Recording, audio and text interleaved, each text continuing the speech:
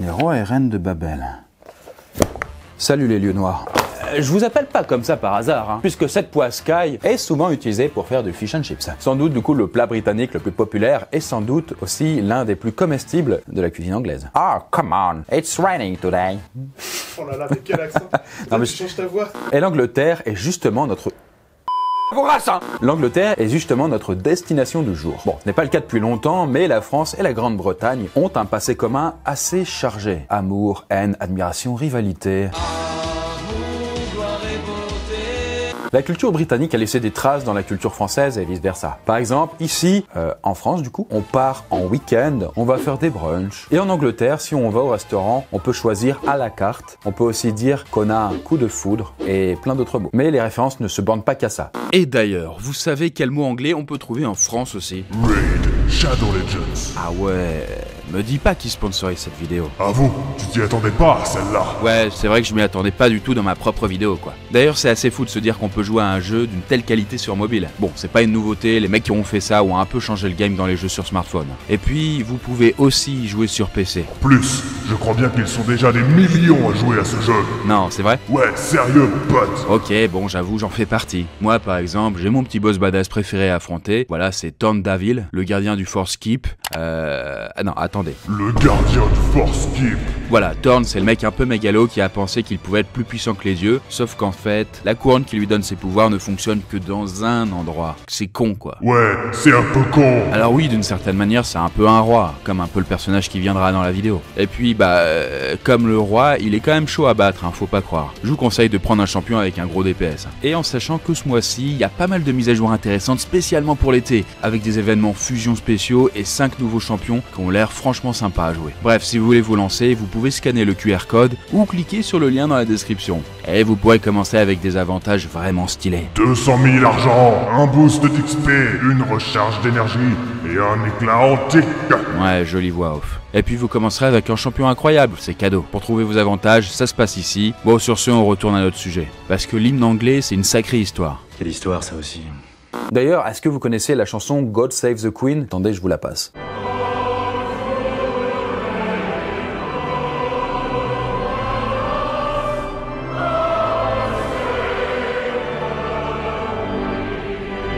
Ah mais oui, je connais, c'est l'hymne national, non? Eh bien, officiellement, l'Angleterre n'a pas d'hymne, mais dans les faits, c'est God Save the Queen qu'on joue pendant les cérémonies officielles et les événements sportifs. Certains pays l'utilisent aussi comme hymne royal, c'est-à-dire qu'ils le jouent quand la reine ou un membre de la famille royale est de passage. Mais cette fameuse chanson God Save the Queen, typiquement british, est en réalité une chanson française.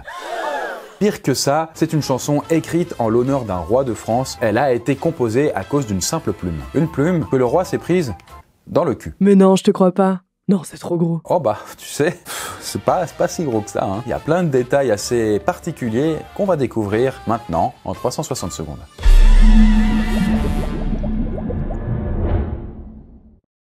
Notre histoire commence au XVIIe siècle dans le carrosse du roi de France. Ce roi, bon, vous le connaissez forcément puisqu'il s'agit de ce cher Louis XIV, hashtag le roi soleil. À cette époque, les routes sont plus rudimentaires que de nos jours, hein. Ça secoue pas mal quand on est en carrosse. Du coup, pour garantir un minimum de confort aux voyageurs, les voitures, avec leurs chevaux, hein, sont garnies de coussins. Ça permet d'amortir un petit peu les chocs et les secousses. Et dans ces coussins, il y a un rembourrage fait de plumes et c'est justement avec une de ces plumes que tout va commencer.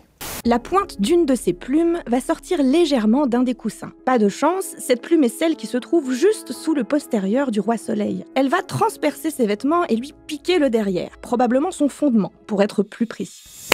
Oh, really? Sur ce coup...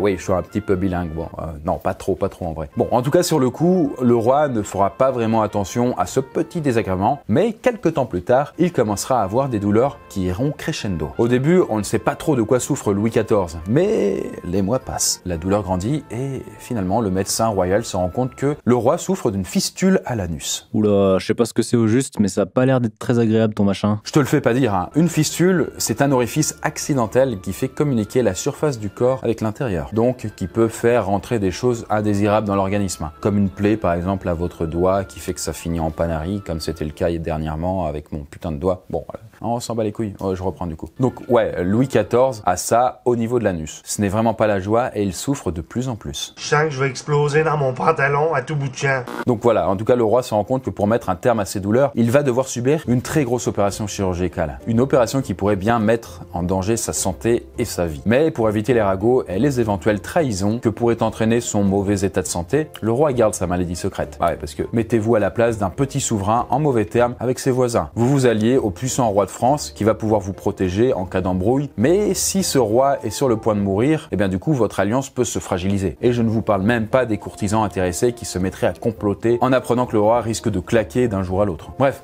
hormis le médecin du roi et son chirurgien, personne n'était au courant. Et bah bonjour la pression pour lui. Ah ouais, tu ne crois pas si bien dire. Hein. On rapporte qu'il aurait eu une petite conversation avec Louis XIV qui ne s'est pas privé pour lui mettre la pression. Petite reconstitution. Sire, je m'inquiète un peu car l'opération que je vais devoir faire est cruciale. Eh bien, entraînez-vous.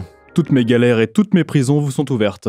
Bref, l'opération du roi approche et Attends, je vois pas du tout le rapport avec l'hymne anglais. On y vient, on y vient. Ne t'inquiète pas mon pote. Hein. Comme je te l'ai dit, le roi garde son petit pépin de santé et se fait opérer dans le plus grand secret. Alors je vous passe les détails de l'opération, mais bon, retenez que tout s'est bien passé. Ce qui n'était pas du gâteau, puisque à l'époque, la chirurgie, c'était pas ça quoi. Louis XIV a même impressionné son médecin en encaissant sans broncher l'opération qui s'est déroulée sans anesthésie. Bien entendu, une fois que le pire est passé, on annonce à toute la cour que le roi vient de se remettre au KLM d'un grave problème de santé. Ça montre qu'il est en forme et capable de surmonter les pires maladies. C'est quand même le roi Soleil, quoi. Et donc la nouvelle se répand et c'est la fête. Et comme pour toutes les fêtes, il faut une chanson. Et c'est le musicien Vianney qui s'occupe de ça et... c'est le musicien Jean-Baptiste Lully qui s'occupe de ça et qui compose un morceau qu'il nomme Dieu sauve le roi. Pour la petite histoire, cette chanson lui sera fatale puisque lors d'une répétition, il s'est énervé et s'est écrasé le pied avec le gros bâton qu'il utilisait pour marquer le rythme. Bah, ça tue pas, ça. Au pire, il s'est fait un peu mal au pied. Non, t'oublies quand même qu'on est au XVIIe siècle. Hein. Une fois qu'on est sorti de Versailles et tout, c'est un peu le Moyen-Âge quand même. Hein. Et donc la moindre petite blessure a vite fait de s'infecter. Donc ça n'a pas manqué pour le pauvre Lully qui est mort de la gangrène quelques mois après s'être donné un mauvais coup. Mais voilà, on digresse. Bref, le roi se remet de sa maladie et on lui compose une chanson pour fêter ça. Des paroles sont écrites et le tout plaît tellement au roi qu'il demande à ce que cette chanson soit jouée régulièrement en sa présence. Notamment lors de ses déplacements, lorsqu'il arrive quelque part. Ça lui remet un peu du baume au cœur, quoi. Ça lui rappelle tous ses bons souvenirs avec cette plume au cul. Eh ben, il aime beaucoup sa chanson. Hein. Ouais.